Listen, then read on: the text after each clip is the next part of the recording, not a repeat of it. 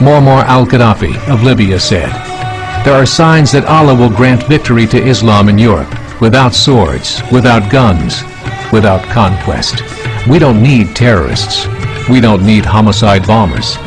The 50+ million Muslims in Europe will turn it into a Muslim continent within a few decades."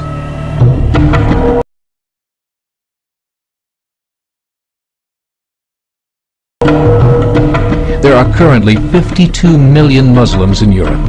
The German government said that number is expected to double in the next 20 years to 104 million.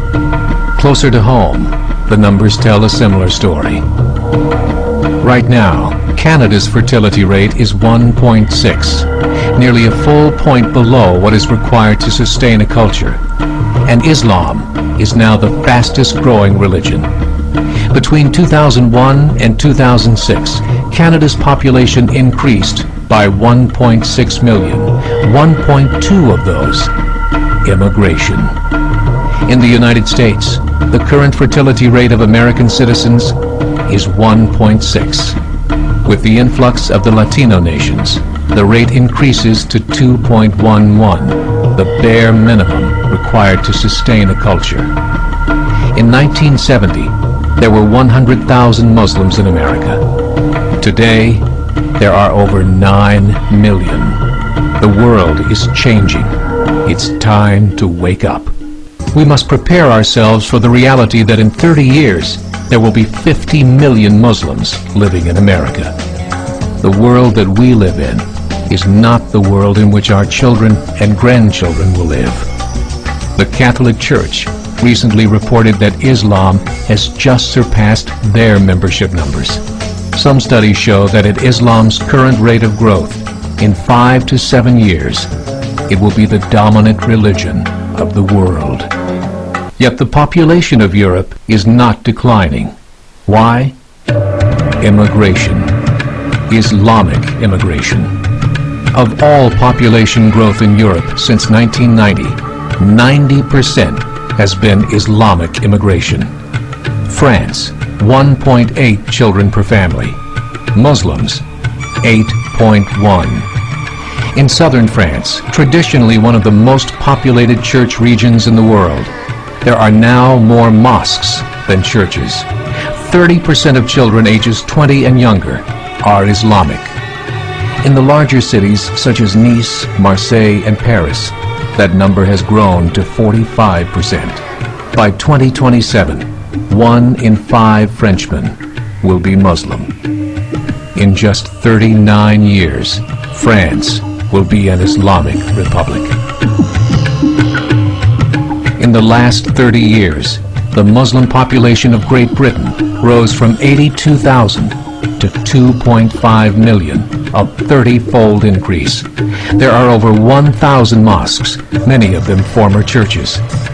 In the Netherlands, 50% of all newborns are Muslim, and in only 15 years, half of the population of the Netherlands will be Muslim. In Russia, there are over 23 million Muslims. That's 1 out of 5 Russians. 40% of the entire Russian army will be Islamic in just a few short years.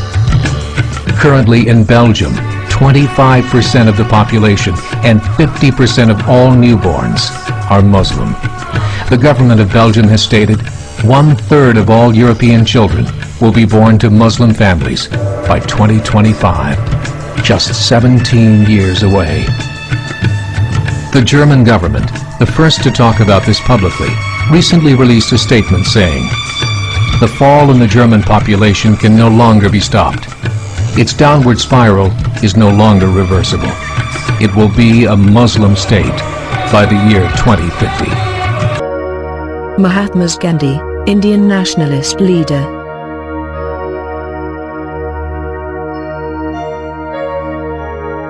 I wanted to know the best of the life of one who holds today an undisputed sway over the hearts of millions of mankind. I became more than ever convinced that it was not the sword that won a place for Islam in those days in the scheme of life.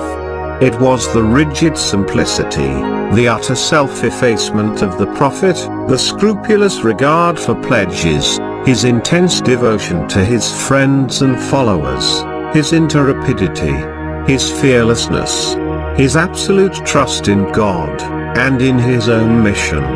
These and not the sword carried everything before them, and surmounted every obstacle.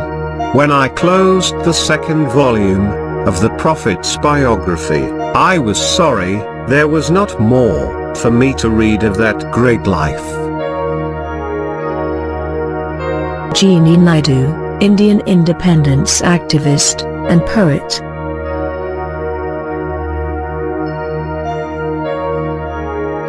She said, "It was the first religion that preached and practiced democracy, for in the mosque, when the call for prayer is sounded, and worshippers are gathered together, the democracy of Islam is embodied 5 times a day, when the peasant and king kneel side by side and proclaim, God alone is great."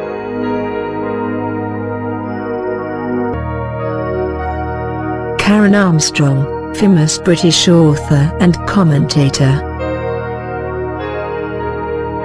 She said that Islam is a religion of success. Unlike Christianity, which has as its main image, in the West at least, a man dying in a devastating, disgraceful, helpless death, Muhammad was not an apparent failure. He was a dazzling success, politically as well as spiritually, and Islam went from strength to strength to strength. Dalai Lama, a spiritual leader of Tibet.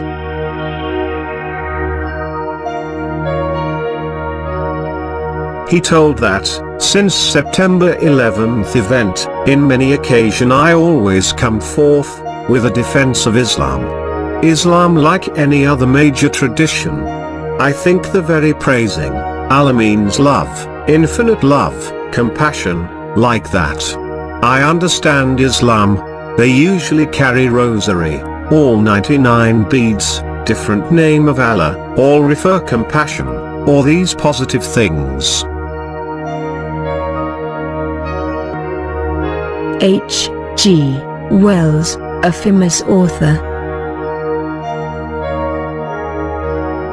He told that, the Islamic teachings have left great traditions, for equitable and gentle dealings, and behavior, and inspire people with nobility and tolerance.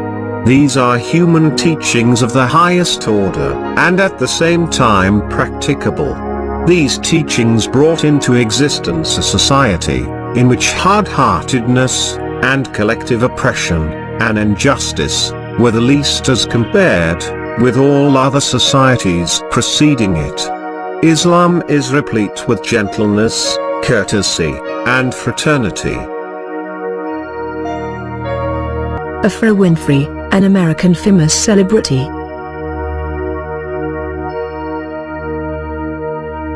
She told that, love Sufism, the divinity of the human soul, within our spiritual heart, there is a direct connection to God. I have respect for all faiths. All faiths. But what I'm talking about is not faith or religion. I'm talking about spirituality.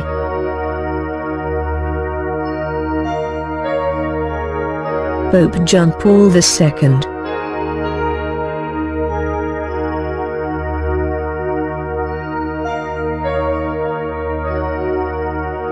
He said, the religiosity of Muslims deserves respect. It is impossible not to admire, for example, their fidelity to prayer. The image of believers in Allah, who without caring about time or place, fall to their knees and immerse themselves in prayer remains a model for all those who invoke the true God, in particular for those Christians who, having deserted their magnificent cathedrals, pray only a little or not at all. I would just like to throw some light. The sister had asked earlier question, 3 questions.